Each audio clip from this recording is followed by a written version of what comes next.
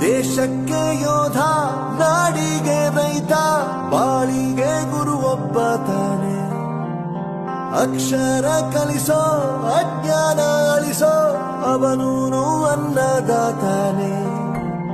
ತಪ್ಪು ಸರಿಯ ತಿದ್ದಿ ತಿಳಿ ಹೇಳಿ ಸಮಬುದ್ಧಿ, ನಮ್ಮ ಚಿತ್ತ ಶುದ್ಧಿಯಾಗೋ ಹಾದಿ. ಎಷ್ಟೇ ದೂರ ಹೋದ್ರೂ ಮರಿಬೇಡ ನಿನ್ನ ಬೇರು, ನಿನ್ನ ಸಾಧನೆಗೆಲ್ಲ ಇದುವೇ ಆದಿ. ಪಾಠಶಾಲಾ